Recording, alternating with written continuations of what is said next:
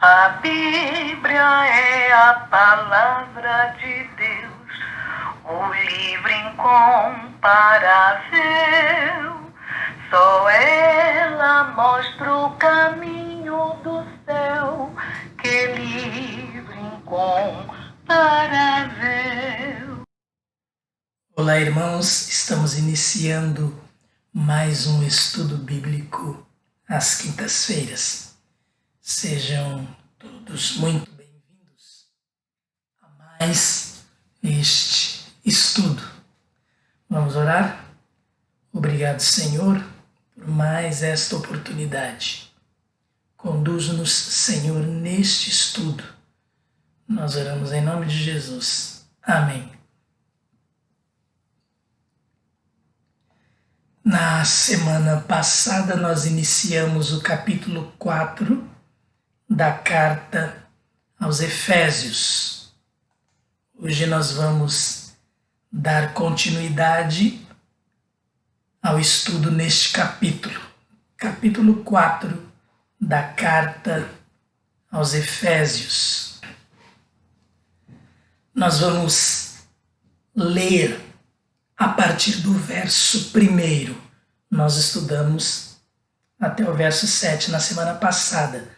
Nós vamos ler desde o primeiro verso e vamos continuar até o verso 13 para termos uma ideia completa deste nosso estudo. Efésios 4, então, começando no verso 1.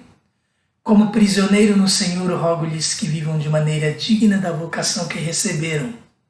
Sejam completamente humildes e dóceis e sejam pacientes, suportando uns aos outros com amor. Façam todo esforço para conservar a unidade do Espírito pelo vínculo da paz. Há um só corpo e um só Espírito, assim como a esperança para a qual vocês foram chamados é uma só.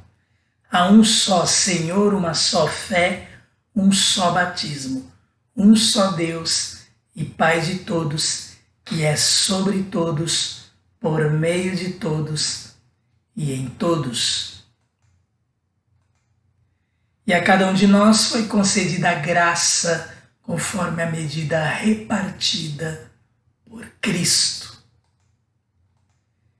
Por isso é que foi dito, quando ele subiu em triunfo às alturas, levou cativos muitos prisioneiros e deu dons aos homens.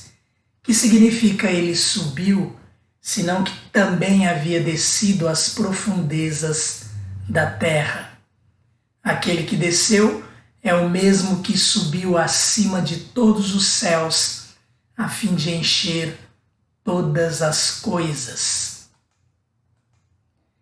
E ele designou alguns para apóstolos, outros para profetas, outros para evangelistas e outros para pastores e mestres, com o fim de preparar os santos para a obra do ministério, para que o corpo de Cristo seja edificado até que todos alcancemos a unidade da fé e do conhecimento do Filho de Deus, e cheguemos à maturidade, atingindo a medida da plenitude de Cristo.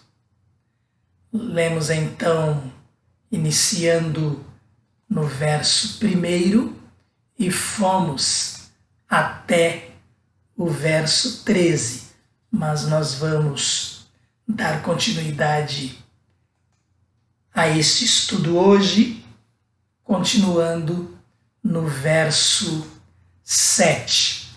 O que nós vimos então dos versos 1 a 6. No início desse capítulo 4, o apóstolo Paulo menciona que nós recebemos uma vocação e que devemos viver de maneira digna dessa vocação. Ou seja, uma vida que saliente em nós as virtudes de Jesus. E o apóstolo cita o ser dócil, a humildade e paciência como exemplos para a convivência, união e conservação da paz. Em seguida, Paulo demonstra que o reino de Deus é uma unidade, da qual sua igreja participa na mesma fé e esperança no Pai, Filho e Espírito Santo.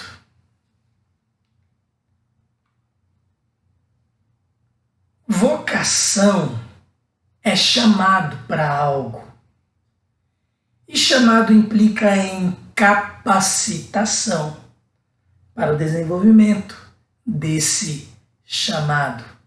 Vamos nos lembrar que no verso 1 de Efésios 4, nós lemos: como prisioneiro no Senhor, rogo-lhes que vivam de maneira digna da vocação que vocês receberam. Como falávamos então, vocação é chamado para algo, e chamado implica em capacitação. Nos próximos versos, Paulo vai falar sobre os dons espirituais, a capacitação que cada um de nós recebe para desenvolver no reino de Deus, sempre agindo de maneira digna da vocação que recebemos. Temos aqui mais uma vez a relação entre os dons espirituais, que são as capacitações recebidas do Espírito Santo, e o fruto do Espírito, que é a forma como nós desenvolvemos esses dons espirituais, ou seja, no caráter de Cristo.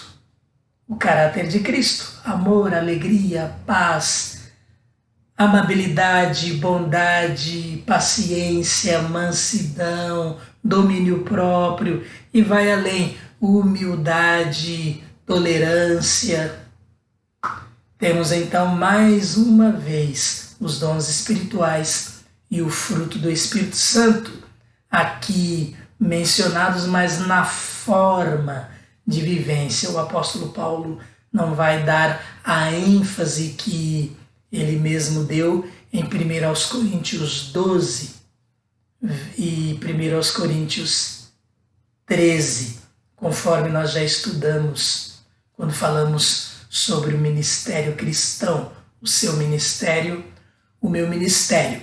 Vamos então continuar a partir do verso 7, verso que nós já mencionamos na semana passada, mas agora nós vamos esmiuçar um pouquinho mais este verso, que é uma ligação entre os 6 versos que nós já estudamos na semana passada e os versos a seguir, na verdade até o final do capítulo. Verso 7. Então, e a cada um de nós foi concedida a graça conforme a medida repartida por Cristo. A cada um, todo membro da igreja, todo membro do corpo de Cristo, a cada um de nós foi concedida a graça. Concedida a graça. Graça aqui tem o sentido de dom, dons espirituais. Então nós recebemos uma função, um dom a desempenhar para o bem do corpo de Cristo, para o bem da unidade do corpo, para aperfeiçoamento que resulta em crescimento, tanto em número como em firmeza na doutrina verdadeira, a doutrina cristã. A cada um de nós foi concedida a graça conforme a medida repartida por Cristo. Quem distribuiu os dons foi Cristo. O critério é dele. Verso 8. Por isso é que foi dito: quando ele subiu, em triunfo às alturas, levou cativo muitos prisioneiros e deu dons aos homens. Por isso é que foi dito. Referência ao Salmo 68, verso 18. No Salmo, a referência é a ascensão triunfante de Deus no Templo de Jerusalém, símbolo do trono celestial. Paulo aplica esse verso a Cristo, que depois de ressuscitar subiu ao céu e deu dons a seu povo. Salmo 68, verso 18. Vamos ler para tomar conhecimento desta ligação. Quando subiste em triunfo às alturas, ó Senhor Deus, levaste cativos muitos prisioneiros, recebeste homens como dádivas, até mesmo rebeldes, para estabeleceres morada. Subiu em triunfo a subida de Cristo após sua ressurreição. Por isso é que foi dito, quando ele subiu em triunfo às alturas, a subida de Cristo após sua ressurreição, levou cativo muitos prisioneiros e deu dons aos homens. Prisioneiros, os inimigos espirituais derrotados quando Jesus venceu a morte. E deu dons aos homens. Já estamos falando sobre estes dons espirituais que Jesus deu aos homens. Verso 9. Que significa ele subiu, senão que também havia descido às profundezas da terra? O apóstolo Paulo parando aqui para explicar. Havia descido às profundezas da terra, o que significa isto? Primeira interpretação, primeiro entendimento. Alguns entendem como referência à morte de Cristo. Desceu à sepultura, lugar dos mortos. Outros entendem que o apóstolo está apenas lembrando que Cristo veio à terra, a encarnação, Jesus vindo como homem, como ser humano, e depois de sua ressurreição, subiu aos mais altos céus.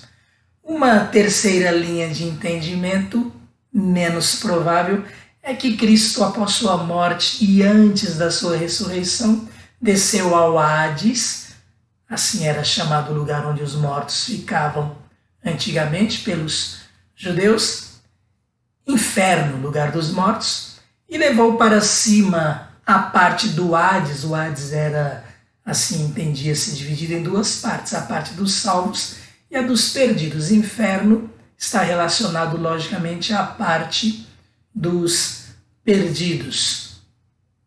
Levou para cima a parte do Hades relacionada aos salvos. Isso está no verso seguinte.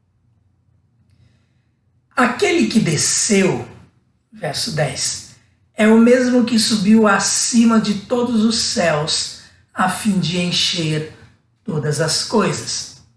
Ou seja, Cristo. Aquele que desceu é Cristo. É o mesmo que subiu acima de todos os céus, a fim de encher todas as coisas. Verso 11.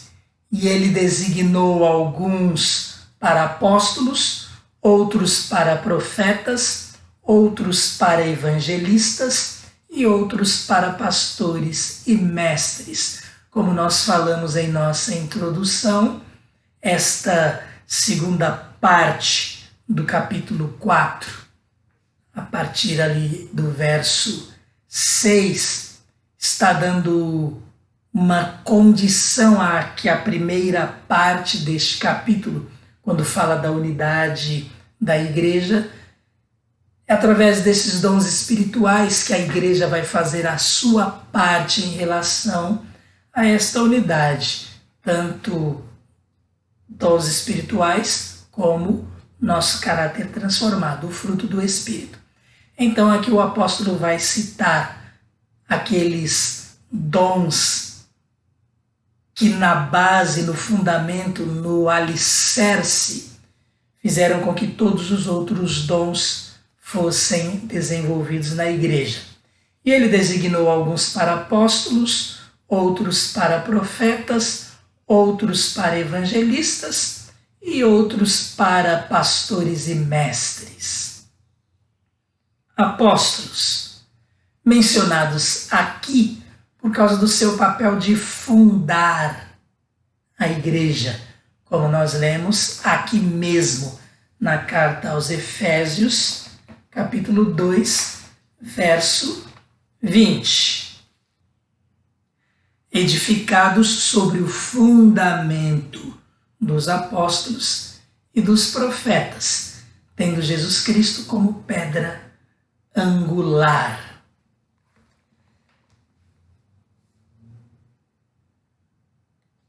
Ele designou alguns para apóstolos. Cristo designou alguns para apóstolos. Percebamos como tudo que estamos falando aqui é cristocêntrico, tem Cristo no centro. Os apóstolos, então, mencionados aqui por causa do seu papel de fundar a igreja, conforme falamos Efésios 2:20, não significa que Deus continue a designar apóstolos. A igreja foi fundada ali, foi fundamentada, foi formada no fundamento dos apóstolos e profetas. Efésios 2:20. Isto não significa que Deus continue a designar apóstolos, como há estudiosos que nos nossos dias entendem, há igrejas que assim ensinam, há igrejas onde inclusive seus próprios líderes se denominam apóstolos. As qualificações do grupo inicial dos apóstolos estão em Atos 1, versos 21 e 22. Outras referências relacionadas aos 12 são Marcos 3, verso 14 e Marcos 6, 30. Estas referências, elas estão relacionadas aos 12, aqueles escolhidos por Jesus. Vamos dar uma olhadinha nesses textos bíblicos. Atos 1, versos 21 e 22, nós lemos assim: portanto, é necessário que escolhamos um dos homens que estiveram conosco durante todo o tempo em que o Senhor Jesus viveu entre nós, desde o batismo de João até o dia em que Jesus foi elevado dentre nós às alturas. É preciso que um deles seja conosco testemunha de sua ressurreição. O apóstolo Pedro se levantou então e deu esta palavra, e ali eles escolheram Matias como aquele que, juntamente com os 11, uma vez que Judas Iscariotes tinha se suicidado, Matias, juntamente com os 11, formaria este grupo dos 12 apóstolos preparados, escolhidos por Jesus. Daí, então, entendermos esta necessidade. Um dos homens que estiveram com os apóstolos durante todo o tempo em que o Senhor Jesus viveu entre eles, desde o batismo de João até o dia em que Jesus foi elevado às alturas ali, na frente deles.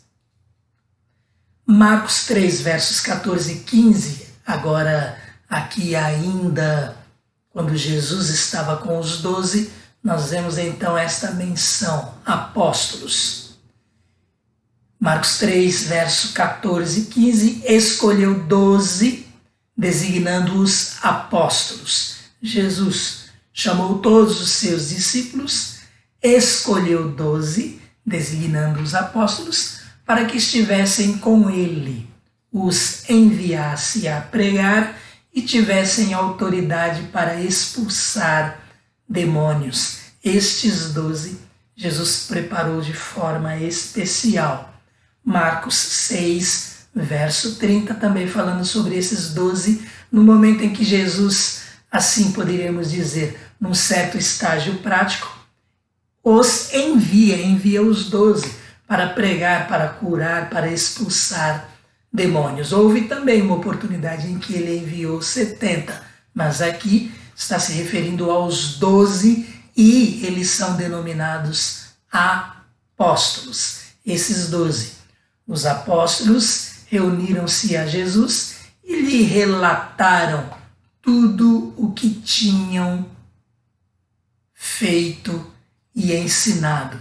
Esses são então os versos que nós temos aqui para fundamentar biblicamente que apóstolos, de forma bem especial, são aqueles 12. A Bíblia ela também menciona um grupo maior de apóstolos. Temos alguns exemplos, como Barnabé, em Atos 14, verso 14, Tiago, irmão do Senhor, Gálatas 1:19, e Andrônico e Júnias, Romanos 16, verso 7. E todos estes, pelos comentários que nós vemos, são homens que estiveram ali juntamente com a igreja e exerceram influência bem direta neste alicerce, neste ensino da igreja. Barnabé, por exemplo, ele foi aquele homem de Deus que apresentou o apóstolo Paulo quando era temido pela igreja, conhecido como Saulo, perseguidor da igreja. Barnabé faz essa mediação, ele apresenta Saulo à igreja. E é bom lembrar, e nós temos aqui também referenciado, o apóstolo Paulo, lá em Romanos 1, verso 1, 1 Coríntios 1, 1 e Efésios, esta carta que estamos estudando, também capítulo 1, verso 1, são algumas referências onde ele mesmo se apresenta como apóstolo da parte de Deus. Ele também foi chamado diretamente por Jesus quando ali ia perseguir a igreja no caminho de Damasco e teve aquela experiência pessoal com Cristo, escolhido diretamente, por isso também chamado de um dos apóstolos. O que nós não temos registrado de forma clara é o chamado desses outros que aqui são nomeados: Barnabé, Tiago, o próprio irmão do Senhor, e Andrônico e Júnias. Tiago, irmão do Senhor, é muito claro entender a sua proximidade com Jesus. Nós podemos entender que apóstolo também servia para designar um grupo mais próximo, aqueles 12, e que também trabalhava aí nesta atividade da igreja. Acontece que o termo apóstolo significa mensageiro e seu significado pode trazer alguma confusão. Apóstolo, aquele que é enviado, e nós sabemos que a igreja de Antioquia, por exemplo, enviou o apóstolo Paulo e Barnabé para pregar o evangelho. Poderíamos até entender que os missionários dos nossos dias recebem a imposição de mãos da igreja e são mandados para o campo missionário. Isto já aconteceu lá em Antioquia. Então, este termo apóstolo, de forma ainda mais geral, ele não tem o sentido dos 12 específicos, daqueles que formaram o alicerce da igreja. Vamos examinar estas outras referências para darmos continuidade, então, ao nosso estudo. O apóstolo Paulo e os outros designados ali, também um grupo ainda pequeno chamado de apóstolos. Romanos 1, verso 1, Paulo, servo de Cristo Jesus, chamado para ser apóstolo, separado para o evangelho de Deus. O próprio apóstolo aí iniciando a sua carta aos Romanos. E também na carta que ele inicia a primeira aos Coríntios, nós lemos capítulo 1, verso 1. Paulo chamado para ser apóstolo de Cristo Jesus, pela vontade de Deus, e o irmão Sóstenes. E vai dar continuidade então a esta carta. A carta que estamos estudando, Efésios capítulo 1, verso 1. Paulo, apóstolo de Cristo Jesus, pela vontade de Deus, aos santos e fiéis em Cristo Jesus, que estão em Éfeso. Então aqui o próprio apóstolo Paulo, assim se apresentando. E quando ele se apresentava com algum outro cooperador de Cristo que não era apóstolo, ele separava, inclusive, estas apresentações. Paulo, apóstolo de Cristo, e o irmão Silas, por exemplo. São alguns exemplos que nós temos aqui no Novo Testamento. Em Atos 14, verso 14, nós temos a designação aí de Barnabé junto com Paulo, chamado de apóstolo. Ouvindo isso, os apóstolos Barnabé e Paulo rasgaram as roupas e correram para o meio da multidão, gritando. Este verso colocado aí, nós não vamos parar para explicá-lo, porque não é o nosso foco, mas ele se refere aos dois evangelistas aí, pregadores da palavra, que rasgaram suas vestes quando a multidão para quem eles pregavam começaram a adorá-los, achando que eles eram deuses. Esse é o contexto. Gálatas 1, verso 19. O apóstolo Paulo se referindo a Tiago, irmão de Jesus como apóstolo. Não vi nenhum dos outros apóstolos a não ser Tiago, irmão do Senhor. Vamos perceber aqui que o apóstolo Paulo teve esse contato com Tiago e o apóstolo Paulo andava com Barnabé. Interessante isso. Romanos 16, verso 7. Andrônico e Júnias, aqui também chamados de apóstolos. Saúdem Andrônico e Júnias, meus parentes que estiveram na prisão comigo. São notáveis entre os apóstolos e estavam em Cristo antes de mim. Então este termo apóstolos aqui muito pode querer significar aqueles que são enviados pela igreja para pregar o evangelho, missionários. Mas nós temos a missão, nós temos a menção aqui como apóstolos e queremos deixar registrado. Voltando ao nosso verso então, verso 11, ele, Cristo, designou alguns para apóstolos, outros para profetas, outros para evangelistas e outros para pastores e mestres. Já falamos então aqui um pouco sobre as qualificações para o apóstolo e as outras menções, algumas das outras menções que nós temos na Bíblia para apóstolos, sem se referir aos 12. Ele designou alguns para apóstolos, outros para profetas, pessoas às quais Deus tornava conhecida uma mensagem para o povo que atendesse às suas necessidades ou situações específicas. Nesta transição entre o Antigo e o Novo Testamento, ainda era comum a figura do profeta, um pouco nos termos do Antigo Testamento. Deus falava àquelas pessoas, àqueles homens, e eles transmitiam o recado de Deus à igreja, e aqui bem ligado, inclusive, este recado a predições. Temos algumas referências, 1 aos Coríntios 14, versos 3 e 4, 1 aos Coríntios 12, 10 e Atos 11, verso 28. É bom nós lembrarmos que profeta, aquele que fala da parte de Deus nos nossos dias, é muito, muito mais o pregador da palavra de Deus, aquele que abre a Bíblia e transmite o recado de Deus. Mas o Senhor, ele faz as coisas do jeito que ele quer. E se ele quiser transmitir sua mensagem a alguém de alguma outra forma, que nós podemos fazer para ter certeza de que foi Deus, é ver aquilo que ele disse se cumprir. ou virmos a palavra para verificarmos se não há alguma contradição.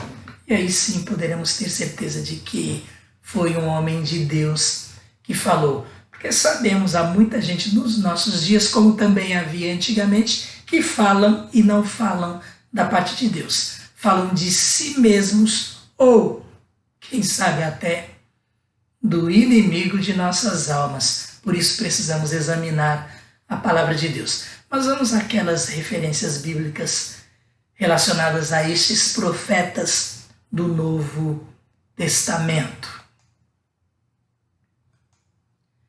1 Coríntios 14, versos 3 e 4.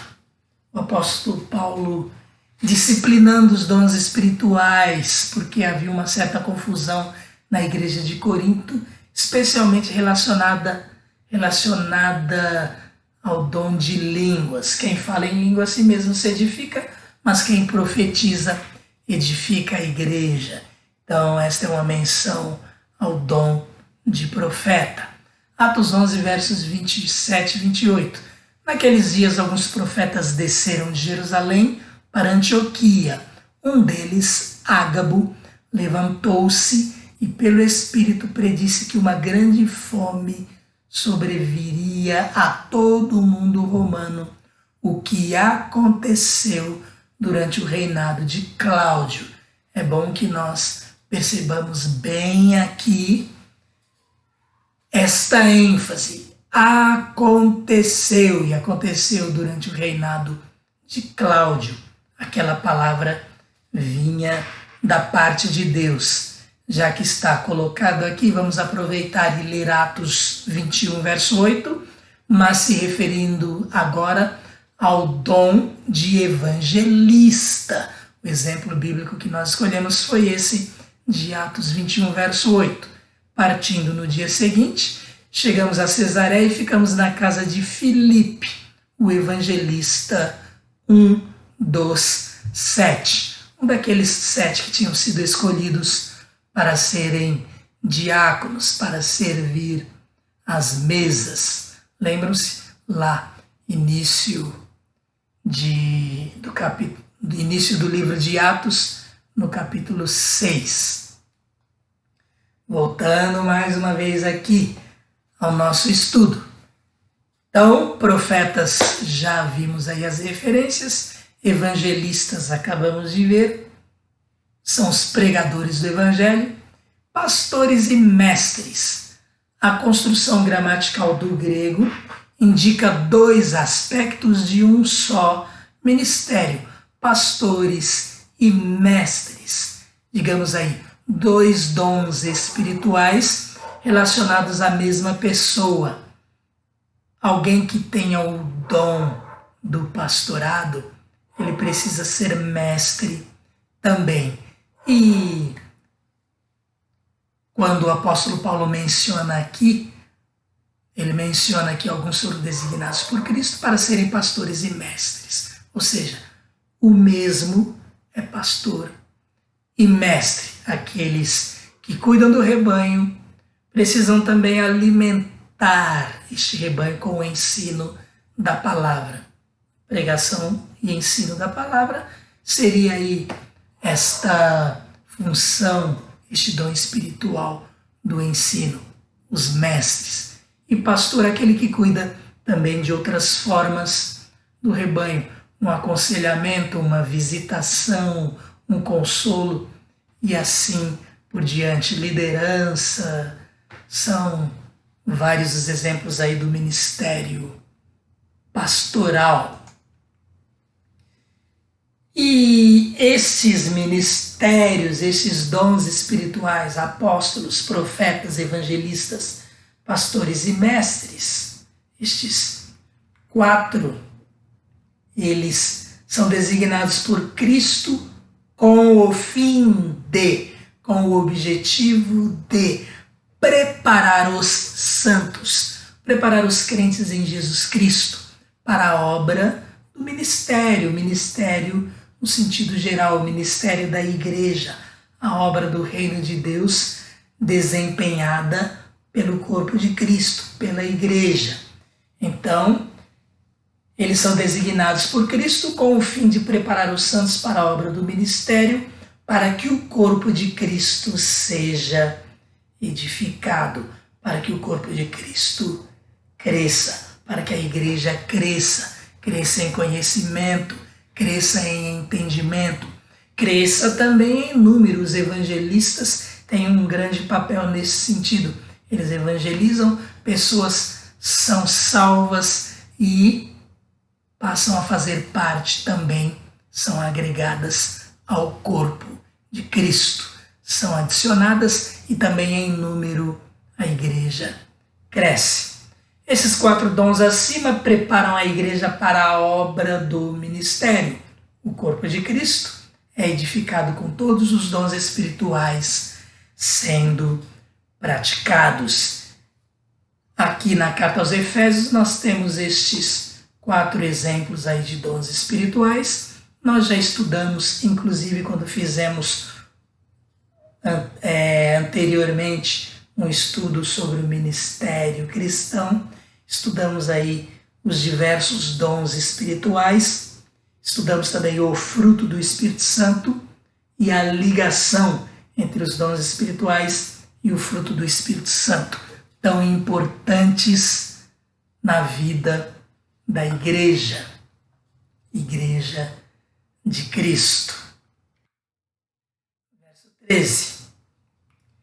Nós temos então que Cristo designa estes ministérios, ele distribui estes dons com o fim de preparar os santos, a igreja, para a obra do ministério, para que o corpo de Cristo seja edificado até que todos alcancemos a unidade da fé e do conhecimento do Filho de Deus.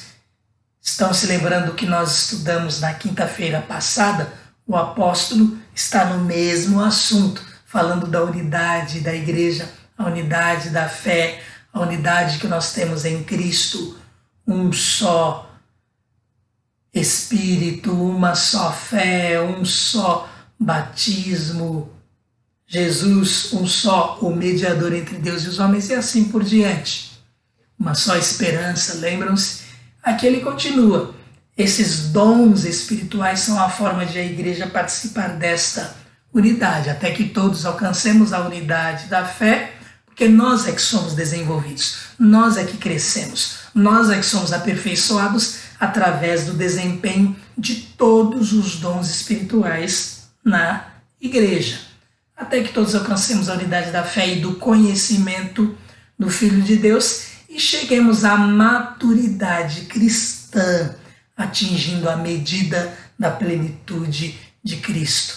Vamos perceber aqui o grande foco, a plenitude de Cristo em nós. Então nós temos aqui metas, várias metas que chegam a um objetivo final.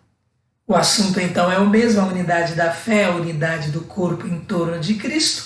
Os dons espirituais são importantes nesse processo, envolvem o serviço, o ensino, a misericórdia e assim por diante. Qual é o objetivo? Maturidade cristã, plenitude de Cristo. Objetivo relacionado à maturidade cristã, desdobrado nos versos que vem à frente, os versos seguintes. Vamos continuar falando então de finalidades da igreja, do seu serviço, do nosso crescimento espiritual e assim por diante. Hoje, porém, nós vamos ficar neste verso 13, porque o tempo corre, nós falamos rapidamente para não cortarmos tanto o assunto, senão nós perdemos a continuidade. E também o fato de nós relembrarmos o que vimos no estudo anterior tem também esse objetivo, essa finalidade de, lembrando, continuar dentro do assunto no estudo seguinte. Deus abençoe cada um dos irmãos, Deus te abençoe, nosso visitante. Agradecemos por sua visita, por sua participação juntamente conosco nesse estudo. Que o Senhor possa nos ajudar a entender a sua palavra, a entender a designação de Cristo para cada um de nós individualmente, a fim de que desempenhemos bem o nosso papel, a nossa vocação e de forma digna no corpo de Cristo. Amém? Nós vamos orar e assim terminar mais um estudo bíblico às quintas-feiras. Te agradecemos, Senhor, por mais esse estudo. Nos colocamos nas tuas mãos para que o Senhor realize em cada um de nós o que for necessário para nosso aperfeiçoamento pessoal e também para o crescimento da igreja como um todo, como uma unidade, até que sejamos plenos em Cristo. Obrigado mais uma vez por esta oportunidade, por este privilégio. Obrigado pela participação de cada um daqueles que aqui conosco estudaram a tua palavra. Toma conta de cada um de nós, Senhor.